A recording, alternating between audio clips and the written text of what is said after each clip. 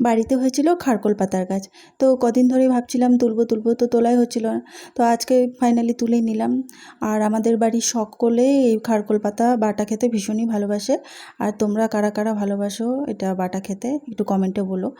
তো দেখো চলো রান্নাটা শুরু করি। তো প্যানের মধ্যে একটু তেল দিয়ে দিলাম, আর পাতাগুলোকে ধুয়ে ভালো করে পরিষ্কার করে কুচি কুচি করে কেটে নিয়েছি।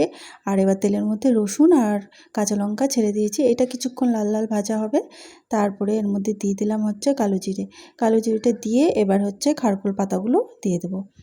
তো এটা অনেকটাই হয়ে গেছিলো, আর আমার জায়গাটাও হয়ে গেছিলো ছোটো।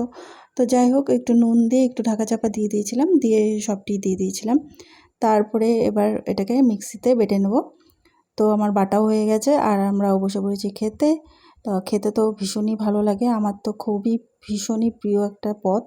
যাই হোক, আমার এটা হলে আর কিচ্ছু চাই না। তো কেমন লাগলো ভিডিওটা, পারলে লাইক করো, শেয়ার করো,